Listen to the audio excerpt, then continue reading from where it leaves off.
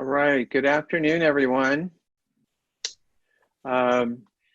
So with no further ado, it's my pleasure to welcome back to our Legislative Action Committee, State Treasurer Fiona Ma. Thank you. Thank you, Rick and Anjali, for having us here today. And I think the last time I was with you was when I was on the State Board of Equalization, talking about taxes and sales taxes and all the other fun issues. This time, I'm much happier to be here because unlike my previous job where nobody wanted to call me unless they were in trouble and then they were embarrassed, this time, the Treasurer's Office, we have so many resources that people are dying to call us, and we can parachute into different communities and offer our assistance because we fund affordable housing and schools and hospitals and public transportation, green energy, advanced manufacturing. And so today is a great opportunity for talking about some of the programs that we have that are available to you and your members. And if you would like us to expand this presentation to others, just please let us know, whether it's your affiliate groups or your rotaries, different chambers around the state. I think we've done about 200 Zoom webinars since the pandemic started, really to bring resources to the community, whether they're federal, state, local, or even from the private sector. And since the pandemic started, we created our own COVID resource guides that are updated on a real-time basis.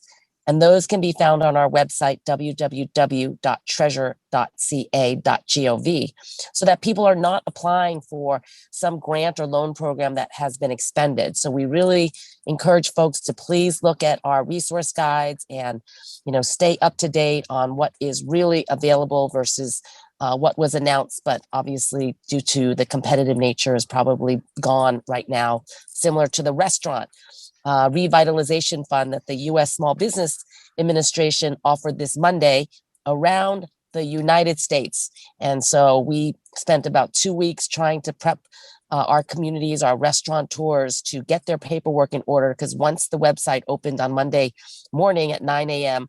Pacific time, everyone in the United States is going to be competing for that fund. So similarly, we're here to talk about not only our resource guides, but some of the programs under our Treasurer's Office.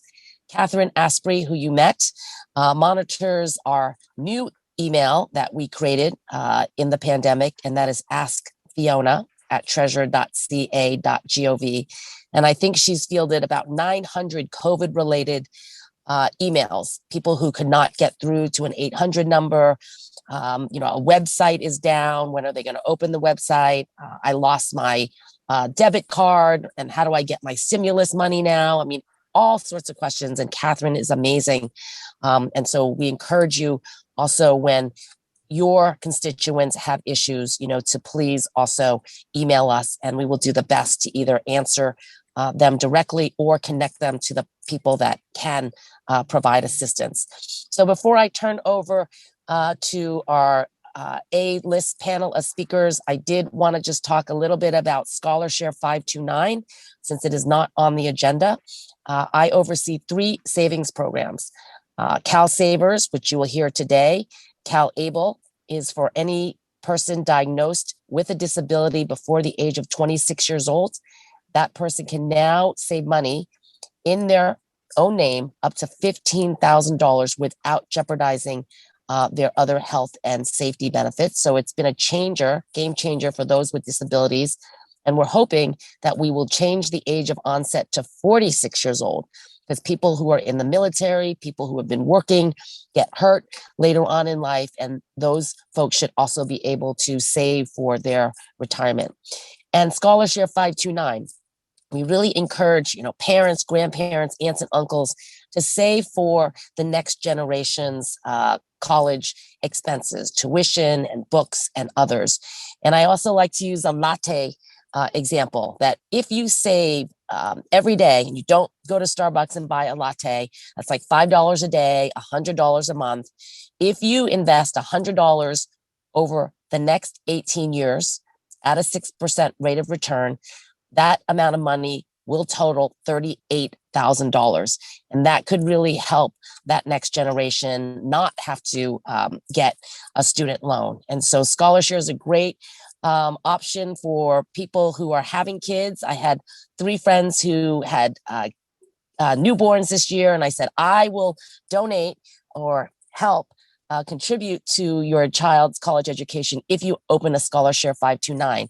And they all did, and they all send around the U gift link to their friends and family. And so people are helping, that student become more self-sufficient. So I just wanted to pitch that to folks. That is one of the programs under my office.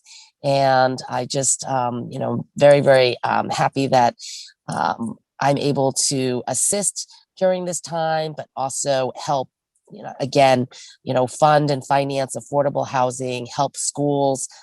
Even during this pandemic, we set up a new program to help our schools with their cash flow needs. Hospitals, we've created 0 interest loans for our hospitals and our children's hospitals and even our clinics.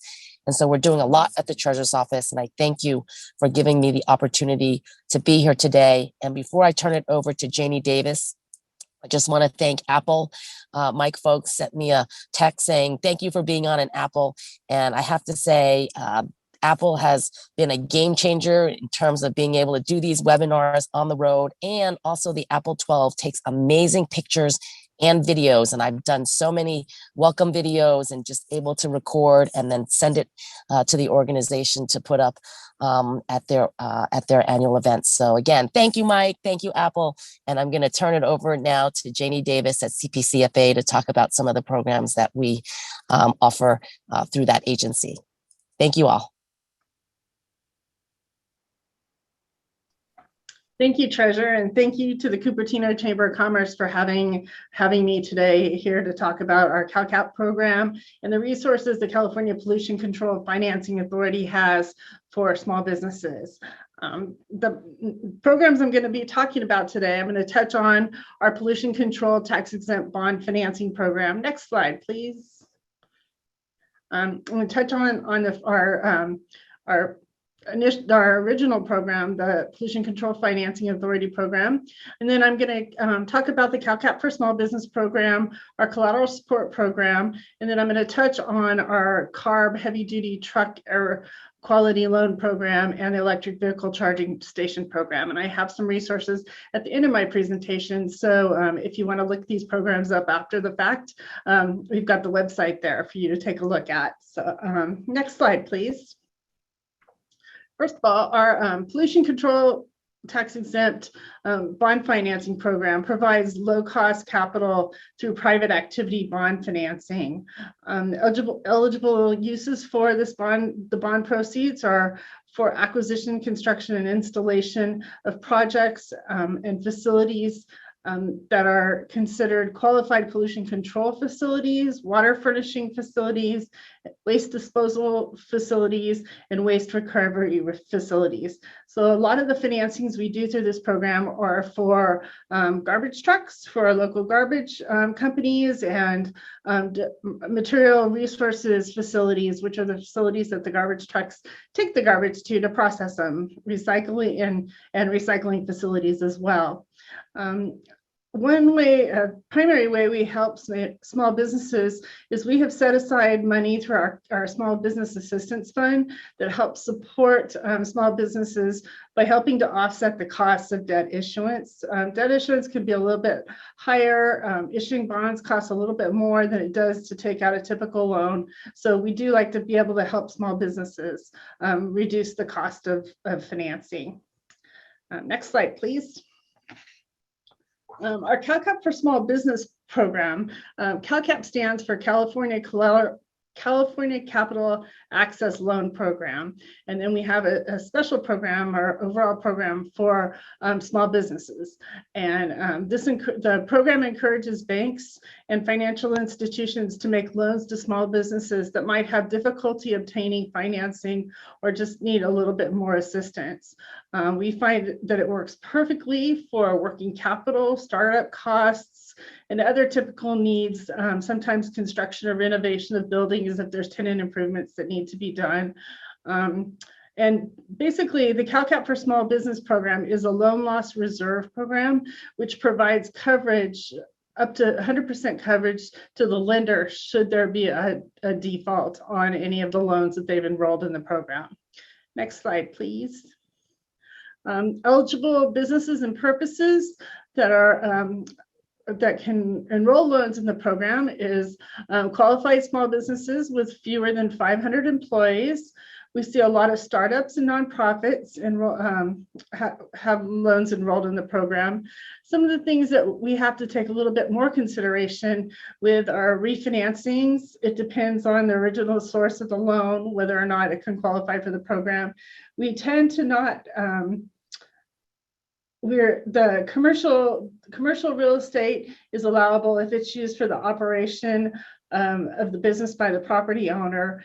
The things that are not eligible for our program are passive real estate types of transactions and sin and vice type businesses that have sin and vice purposes, like we don't allow liquor stores and those types of businesses. Next, please. The Calcap for small business loans, as I mentioned earlier, they're perfect for improvements to the building, but they're also work for land acquisition, bridge loans for other types of loan guarantees coming forward, startup costs for new businesses, equipment and inventory purchases. We've been seeing more of that since COVID hit. Businesses that are needing to get new equipment to meet the requirements, the COVID requirements, and then working capital for businesses that maybe want to expand their business. And then, as I mentioned earlier, construction and renovation of buildings. I have a picture here of a food truck because we do a lot of food truck.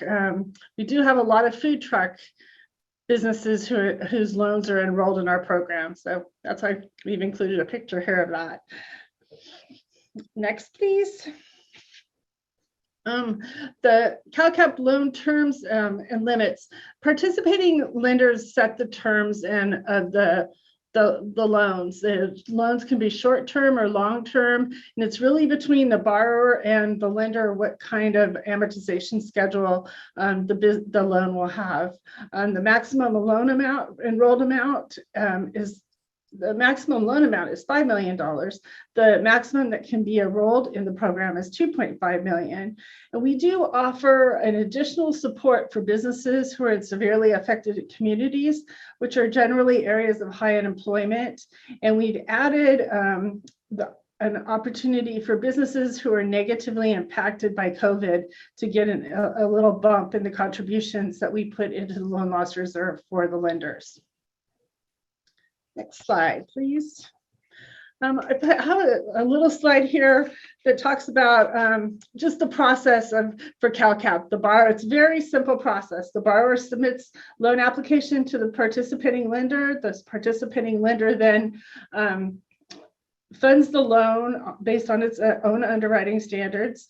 Then the lender and the borrower both deposit fees into the loan loss reserve account, and then the lender completes a loan package and sends it to CPCFA, and then we enroll the loan in the program. The loan enrollment package needs to be with us within 15 business days, but then we will enroll that loan into the lender's loan loss reserve account. Next slide, please. I want to talk a little bit about the collateral support program. It's different than the Calcap for small business program. It's not the collateral support program is a credit enhancement program that actually pledges cash to cover collateral shortfall of loans. So this program is ideal for borrowers with strong business plans who might lack sufficient collateral. We see startups who have really, who might have great credit, but just need a little more collateral. And this works really well for them. The minimum collateral that we provide is $50,000, and it goes up from there. The maximum would be $20 million for a collateralized loan. The most support we can provide is $2.5 million per loan per borrower. These tend to be larger loans than the Calcap for small business program because the the collateral needs are higher. Next slide, please. We tend to see startups enroll loans in this program. They work well with working capital, covering working capital. We see franchise fees enrolled in the program, equipment and inventory purchases. Again, since COVID, we've seen more of this. Construction, renovation, and improvements. And then also the collateral support program works really well for businesses who are expect to get bridge loans, that expect to get other financing, permanent financing, but just need a bridge loan in the meantime. If they're waiting for an SBA loan to come in or something, or a local government loan to come through, this program works really well. So we see a lot of bridge loans in there. Next slide, please. As I mentioned in the Calcap for Small Business program, we have an opportunity to provide additional support also to businesses who are in severely affected communities or those that are negatively impacted by COVID-19, but also we provide extra cash support to businesses who are considered green and for the purposes of manufacturing, and then some smaller loans, like loans between $50,000 and $250,000. Next slide, please.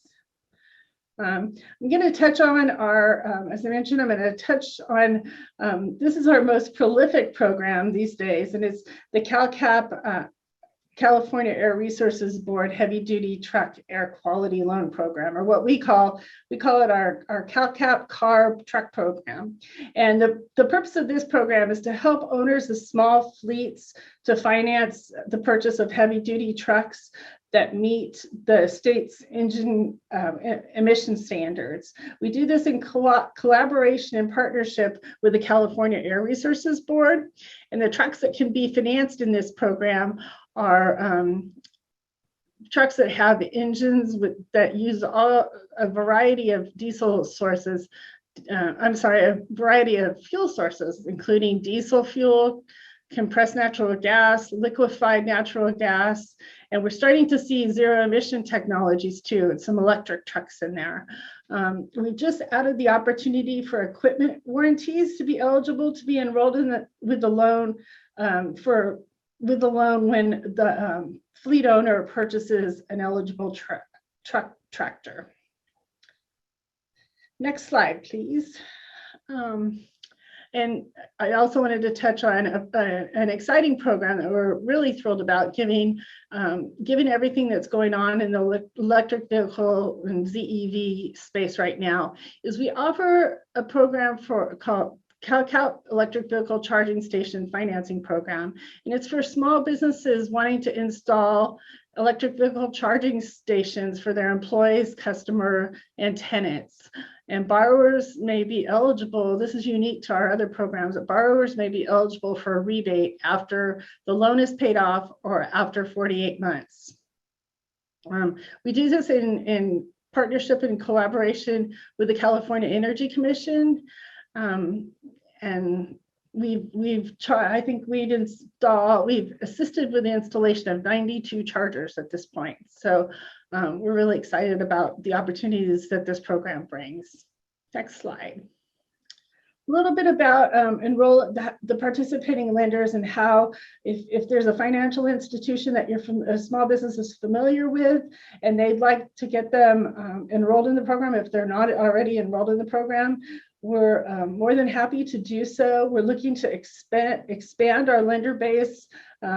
We expect that in the next year, with the money coming from the State Small Business Credit Initiative through the Biden administration, that we'll be getting more funding for this program. So we're looking to expand our lender base. Our lenders, it's a very simple one-page application for lenders to sign up. We have a training program. We work with the lenders from the beginning through loan enrollment, and we have people here in our office that are more than willing to help them out. And then we provide our lender lists on our website, and we encourage any of the small businesses looking to do financing through our program to reach out to the small businesses. So we market the lenders that way too. So a little bit on that. Next slide, please. And if you have, I know I've covered a lot. If you have any questions, here's our webpage. We're on Twitter. We do updates quite often on Twitter. And I encourage anybody who's on Twitter to start following us, as the new monies are going to be coming down from the Biden administration. We expect CPCFA to be able to share information on opportunities that might come our way. And then here's a link to our Calcap webpage. I'm sorry, our Calcap email address, and we are here to answer questions, anything on the Calcap program. Please feel free to email us, and here's our phone number too. Thank you again for the time today, and I'd like to hand it over to Jonathan Herrera, who's the Outreach Manager for Calsavers. Thank you. Thank you, Jeannie. Good afternoon, everybody. My name is Jonathan Herrera. I'm the Outreach Manager for the Calsavers program. Let me start also by saying thank you to the Cupertino Chamber. I'm very excited to join you this afternoon and share some information about this program and hopefully start a conversation about how we might work together to educate business owners in Cupertino about the state's new retirement mandate and how Calsavers is designed as a solution to that mandate. So Calsavers is California's new retirement savings program designed for the millions of Californians who don't have a way to save for retirement at their job. It was created by legislation passed back in 2016, requiring California employers who do not sponsor a retirement plan and have 5 or more employees to participate in Calsavers, which is designed as an automatic enrollment individual retirement account, or IRA, with no employer fees or fiduciary liability. Now, we also know that businesses have been facing unprecedented challenges, and we want employers to know that we are here to help by offering extra support and flexibility. And we know that, some people might wonder why we're out promoting retirement savings while there are so many, hardworking Californians who are struggling to get by right now. But we're proud to be promoting this program right now because I think, now more than ever, we can see how vital it is for all of us to have financial resiliency in both the short and long term, and Calsavers was designed to help workers on both those measures. And, with so many people working to overcome the financial setbacks caused by COVID-19, a lot of the employers that we connect with have been focusing their efforts on trying to find ways to help their employees improve their financial wellness and save for the future. And I think one of the obvious ways for employers to do that is by adopting retirement plan benefits, whether that's from the private market or from Calsavers. So let me start with a little bit of background on Calsavers and the mandate, the corresponding deadlines. We'll explain how we created Calsavers to fit the needs of small business owners. And then we'll share a little bit more information about how to get connected with the program when you want to. So next slide, please. So again, Calsavers was created by legislation passed back in 2016, and we actually launched the program in July of 2019 for all eligible businesses. And when we did that, it kicked off a 3-year phased rollout of compliance deadlines based on the size of the business. So again, remember, the mandate says any business with 5 or more employees who isn't offering a retirement plan needs to, register. So in real life, what that means is employers who are already offering a qualified retirement plan are exempt. And businesses who go out and start a retirement plan before their deadline are also exempt.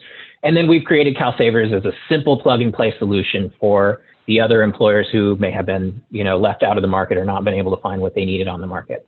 The first deadline actually passed last year. It was September 30th of 2020. That was for businesses with more than 100 employees.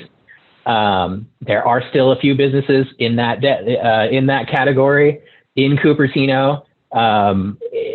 So, if we have any folks on this webinar who might be connected with any businesses in that category, please get them connected with us. We want to get folks up and running before we start issuing penalties for non-compliance. The next deadline is coming up in less than 2 months. Businesses with more than 50 employees will have until June 30th of this year. And then the last deadline is for businesses with 5 or more employees. They'll have until June 30th of 2022. But again, let me emphasize, it's open for all eligible businesses, and we're really trying to encourage even those businesses with 5 or 6 employees to get on board and register early. Number one, it gets them in compliance early. Number two, it gives their employees a head start saving for retirement.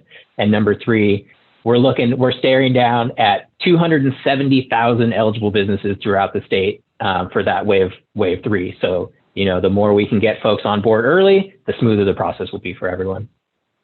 Quickly, for businesses with less than 5 employees, they are exempt from the mandate. so they can't register. But we did open the program for individual participation. So employees of those businesses or self-employed folks, contractors, gig workers can actually just go to our website, calsavers.com, and start their own account with us and start saving for retirement whenever they're ready. They don't have to do it through an eligible employer. Next slide, please.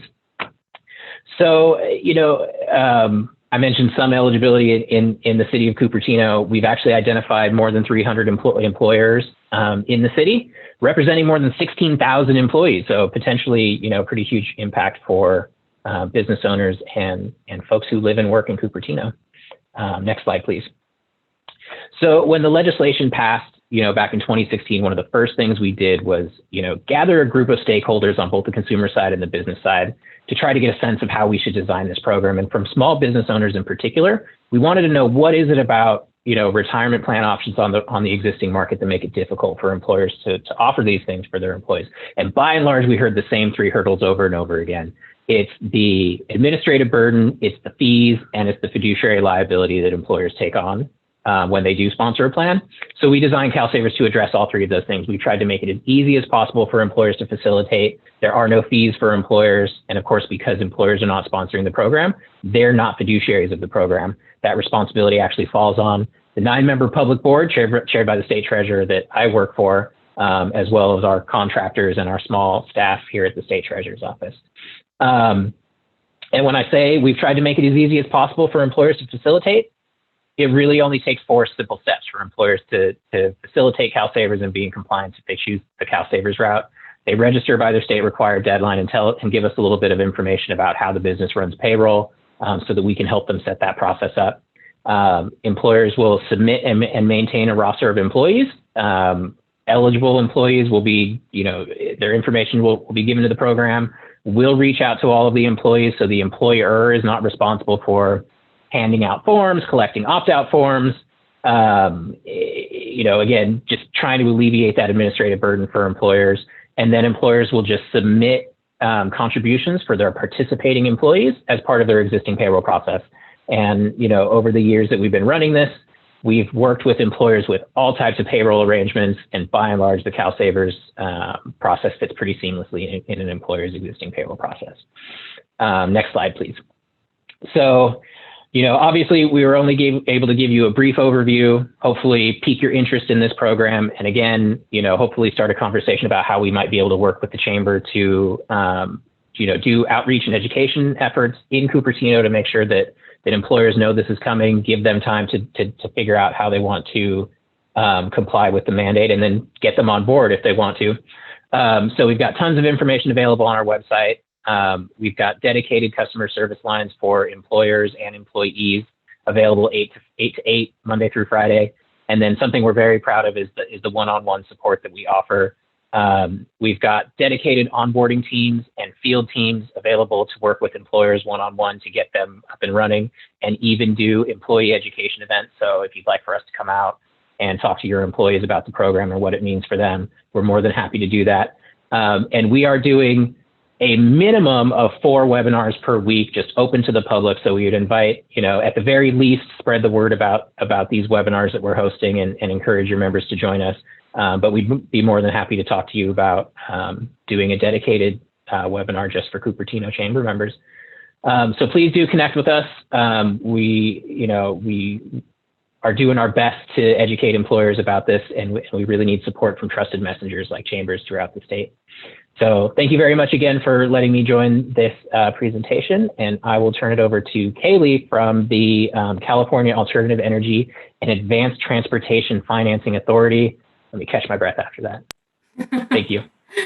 Thanks, Jonathan. I appreciate your presentation, and thanks everybody for the opportunity to join you today. So my name is Kaylee D'Amico, and I'm the marketing specialist at CATFA. And today I'm going to be telling you a little bit about 2 programs that we offer to support businesses across the state.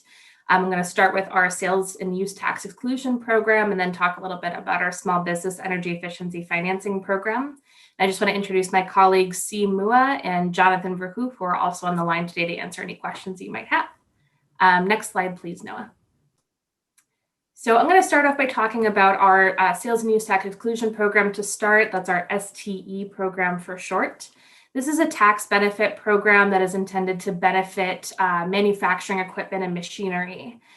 So for example, if you're a company receiving a benefit from the STE program, your average tax benefit would be about 8.5%. An example of that would be, let's say you're a business and you're working on $15 million worth of equipment and machinery upgrades. You could potentially receive up to $1.275 million worth of sales and use tax exclusion through this program. There are a couple of criteria to keep in mind for the STE program. If you look on the right side of this slide, you'll see the types of businesses and projects that can benefit from this program. Recycling is one of these categories. So if you're working in plastics, green waste, bio waste, that's a qualifying type of business. Alternative source energy, so green energy, solar manufacturers, biofuels, advanced manufacturing, so aerospace or food production, and then advanced transportation, which primarily is for electric vehicle manufacturing. All of those are the types of businesses and projects that qualify for this program. Additional criteria would include, there's a time criteria, so you must use the award within 3 years, and there's certain time periods within that the award, percentages of the award need to be used. And additionally, there's an application process, and each award needs to be approved by the CATFA board. Finally, the current maximum award limit for a project going through STE is $10 million. So just a couple things to keep in mind as you consider this program. Next slide, please. So the other thing to keep in mind about this program is that in 2021, the allocation for awards has currently been awarded. So great news, but also means that there is a limited availability for the rest of the year.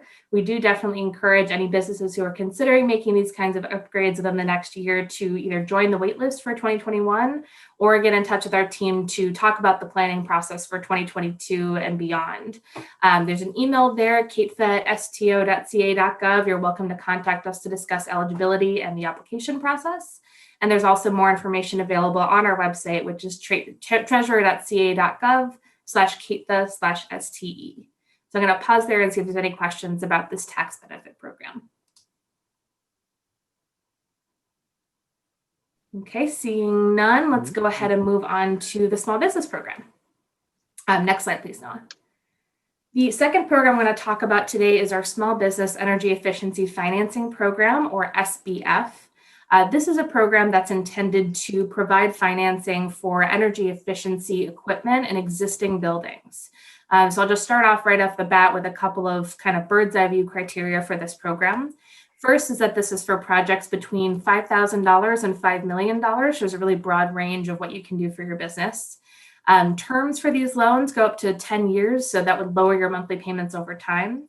And additionally, there's a bunch of different financing options available through the program, including traditional loans and leases, as well as energy service agreements. And I'll talk a little bit more about those options later on in my presentation. Finally, to install a project through SBF, you do need to use one of our participating contractors and project developers.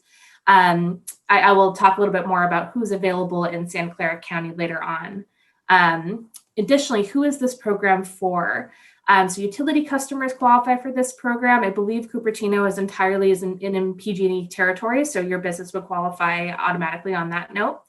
Our definition of what a small business is a little bit more broad than some other small business programs in the market. So if you'd like to qualify for this program, you have to meet one of these criteria. You either need to have 100 or fewer employees, an annual revenue of less than $15 million, or you need to meet the SBA size requirements for your business based on NAICS code, which depending on industry go up to $40 million or so. Tenants and building owners are both eligible for this program, so you can either rent or own your business space to qualify. And we also accept many different types of industries in this program. We do have a product available for cannabis growers and processors, so if you're involved with that industry, you may qualify as well. And we welcome nonprofits and faith-based organizations as well. Finally, one of the key aspects of our program is that we have broader credit approval criteria than market rate financing programs, which means that younger or newer businesses and those without established credit history may qualify as well. So what does this all mean? What can this program do for you? First of all, it can help you save money and energy in your business with no upfront costs. Energy efficiency helps to manage your monthly bills, and can help you save both money and energy use in your business in the long run. And another really important aspect of this program is the way that it works to help you access affordable financing that fits both your budget and your business needs, working to make these types of projects more accessible for businesses across the state. Next slide, please. So what kinds of projects qualify? Let's talk a little bit about what you can do with this available financing. So as I mentioned before, this is primarily an energy efficiency program. So most projects are going to include some combination of lighting, refrigeration, HVAC, insulation, any type of measure that saves energy can be qualified under our program. And we have different types of eligibility criteria to qualify it. There's 3 different ways that you can qualify a measure for the program. First is that we have a really broad encompassing list of energy saving measures. Anything on the list automatically qualifies. Anything that qualifies for a utility program, rebate, or incentive can qualify. So if you see a PG&E program, that will qualify as well.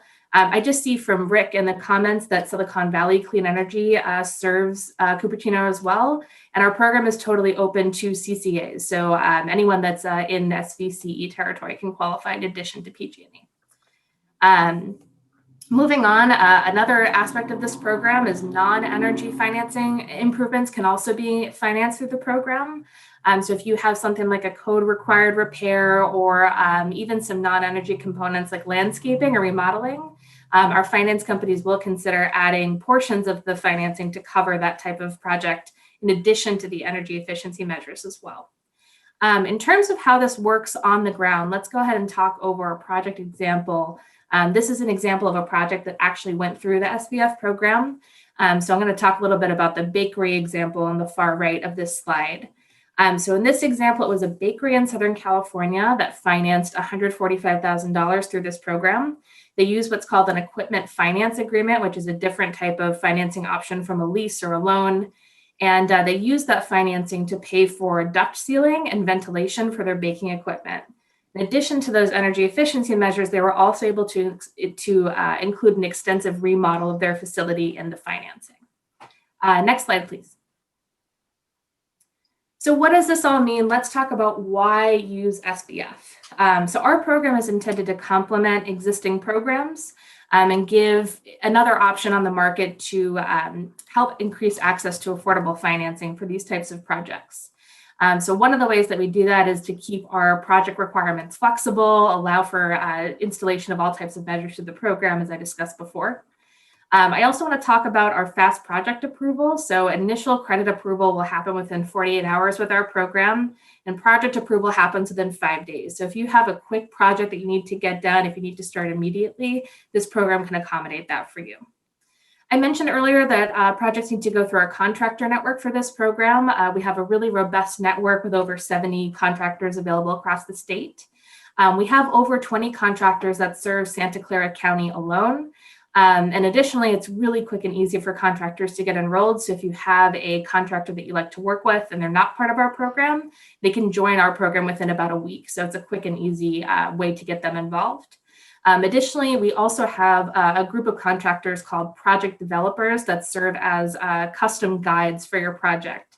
So if you hire a project developer, they'll guide your project from start to finish and give you a full kind of scoping of everything that you can do for your project, guide you through the whole process, which is helpful. Other criteria about the program that's really helpful to know. I mentioned we have many different financing options available, but our financing offers better rates and terms and broader approval criteria than you would find just walking into a bank. And finally, once you get the financing and the project done, it's a quick and easy enrollment process for both the project and the financing. So it shouldn't take you a lot of time or energy to go through this process in terms of the paperwork. Next slide, please. So finally, I just want to touch on our participating finance companies and the financing that you can access to this program right now. We have 4 participating lenders in this program. DLL is the first lender, and they offer equipment leases and loans. They also have the lowest project minimum out of any of these lenders. Their projects start as low as $5,000. So if you're looking for a small upgrade, definitely take a look at DLL and their offerings. We also have Ascentium Capital and AFG. They both offer equipment finance agreements for Ascentium and leases for AFG. AFG has the longest payback period of our 4 finance companies right now. They go out to 120 months. And then Renew Energy Partners is the newest finance company in our program right now. They offer energy service agreements, which is a different type of model from these other financing options. So that allows you to be cash flow positive from day one. The way it works is essentially Renew goes onto your property and installs equipment. You don't pay anything to them up front, but they take money from the savings that's generated by their upgrades. So it's a great way to stay cash flow positive. It's a different type of model. That's for larger projects starting at $250,000. So if you're interested in something like that, I definitely recommend reaching out to Renew. Other thing about these 4 finance companies, they all have dedicated staff available at their companies who are specifically focused on these types of loans and financing, and they're there to answer any questions that you might have about the process. Next slide, please, Noah. So that's it for my presentation today. I just want to share kind of how do you get started if you're interested, if you want to consider one of these projects. First and foremost, visit gogreenfinancing.com. Go Green Financing is the public platform for these programs.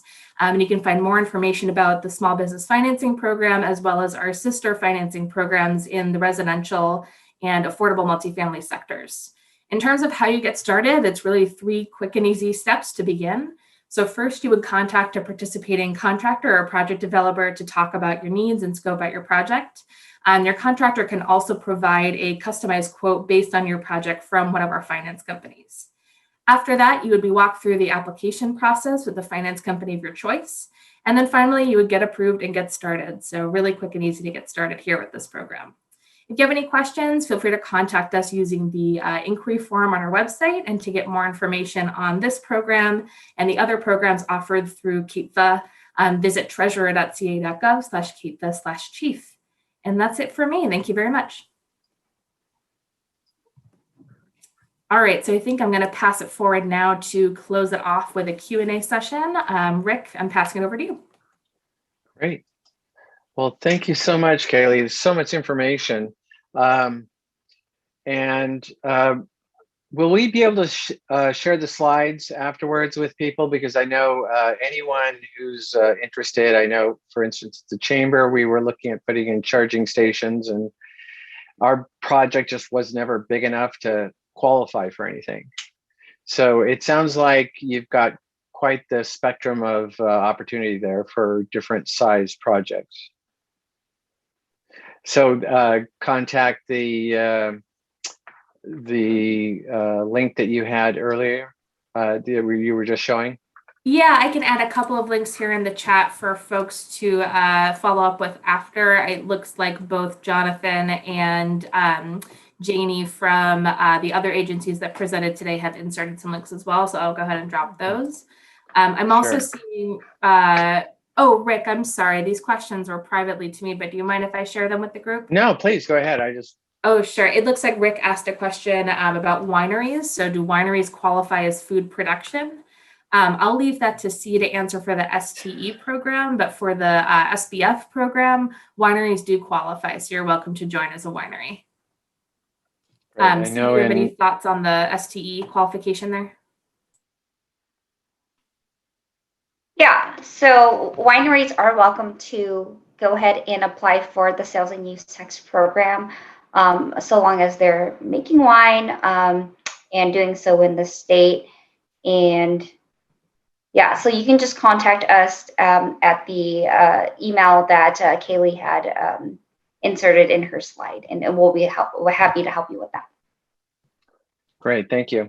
I know for Cupertino, one of our better kept secrets is we have wineries around us in the hills, very good wineries. So food production in Santa Clara County generally, of course, there's a lot more to be offered. Any other questions for our speakers? We covered a lot of ground, a lot of different type of assistance being offered to a lot of different types of businesses. So there's 2 ways to do this. At the bottom of your Zoom screen under reactions, you click on that and you'll see a menu option to raise your hand, or you can, as I have, submit your question into the chat box, and the appropriate person will will respond. I'm not seeing anything yet. Okay, no hands, no questions. Wow, I'm pretty darn impressed, but I know, Noah, can we share the slide deck with people who have follow-up questions? Absolutely. I'm seeing a lot. Okay, great. Yeah, absolutely. Great. We're happy to share it, and I'll send it over to you in an email, and you can share it with your membership. Brilliant. We'll do that because we've been following a lot of the programs very closely, and frankly, there was a lot that was on the meeting today that I was not aware of, and I expect, especially our smaller businesses that have really been struggling, they've probably been just a little too busy to really see what's out there. So thank you so much for sharing that.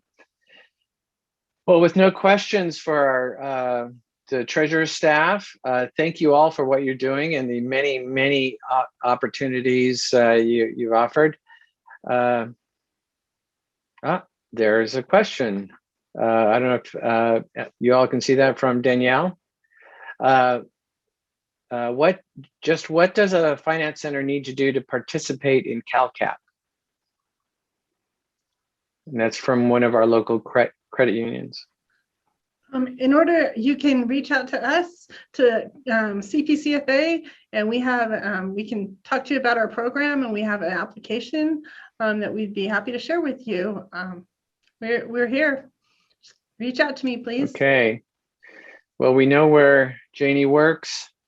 We're going to be, and certainly the only bad question is when you don't ask. So please take advantage. Thank you for that question, Danielle. Well, with that, thank you. And we're going to go to the next item on our agenda, which is a quick update from John Mateer with the City of Cupertino to give the business activities report. Yes, thank you, Rick. Let me just share my screen really quick. So we have the development activity report right here, which is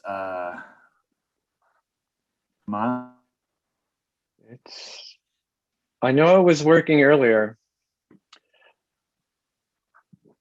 Oops. Am I back on? You're back. Okay, you sorry want to try about your that. Screen share again? Yeah, so we had a little Zoom snafu. Sorry about that. All right, can you guys see my screen now? Yes, we can. Okay, thanks, Rick. Sorry about that again. So as Angela does monthly, we have the monthly development activity report. As you can see from the first page, no real updates for many of the projects around the site from a month ago. Just 3 real updates for some major projects in the city. Canyon Crossing project, which is an 18-unit mixed-use development with about 4,500 square feet of commercial space, is set to go to our environmental review committee on June 3rd, 2021. There is a web page for this on the city's website. If you look at our development projects and the community development department's webpage, it's a sublink underneath that. Bird safe dark sky ordinance is effective currently, and staff will be reviewing each project in accordance with those ordinances currently. And the next major item is a general plan amendment authorization, which is an amendment to the current general plan amendment authorization procedures and policies, and that item will be heard on May 18th, 2021, which was originally heard back in February. And so what staff has done is taken the recommendations and direction from council at this point and put it, and that item will be reheard. Do know that next Tuesday, we will be on the 11th, we will be having the second of our 2 study sessions, joint study sessions with the commissions and the city council with the housing element update. If you have any further questions, please feel free to ask. Great. Any questions for John? I know it's been busy with the city, a lot going on. Development-wise, I think other than what John has described, it's been pretty quiet. I think understandably with the pandemic, but that's likely to change. We certainly hope and expect. Questions for John? Raised hands, chats? Well, there you go. Great job, John. Let's see, we have Friday. Let's see, it's Friday. I guess, what am I saying? Friday like it's a question. For the next LAC, we have the California Redistricting Commission making a presentation. For those of you who weren't aware, the state is going through a redistricting process. Unlike many states, California has a citizens commission with equal portions of Democratic or Republican, and also several non-aligned individuals, commissioners serving on that group. So we're going to be having a presentation on that, and that will be in June. What is that, the 4th, I think? Sorry, I've got my reading glasses on, but that's bound to be very interesting, and certainly a very important part of our electoral process. You'd almost say fundamentally important part of our electoral process. Rick, Anjali, I see that you're back. yes, I don't know if you saw the question. There is a question for John about if the update on Valco. I don't know if he saw that. He probably just hung up right away and left before when he saw that question. We see you, John. Yes, Yeah. okay. The question was regarding Valco? Yes. Repeat the question. What is the status of Valco? Seems to have slowed. I know there's a lot of behind the scenes motions and whatnot with Valco between staff and the developer currently, which I don't even know the specifics of. If there are any, project managers, Pew Ghosh, our planning manager as well. So any questions can be directed to her. And I know that she does update the Valco project webpage pretty consistently with any major developments. So if people have questions about that, if they were to just go to cupertino.org and search for Valco update, they'd probably find the latest information. Sure. And in fact, do you want me to share the screen really quick to show you where it's located? Yeah. Okay. That'd be great. So yeah, let me share my screen. So if you go to, here's under the community development page right here, planning, major projects, Valco. There's a sub page right here that says, what's the latest on Valco? And so that will have so far what's been updated. Now, if you can't answer your question, we do have contact information as well. Should have Pew Ghosh's. If not, you can always just contact me directly. My email is gianm@cupertino.org, and I can forward your questions or concerns to the appropriate. So first name, first initial of last name at cupertino.org. And it looks like the questions are almost in chronological order. So the question is most related to the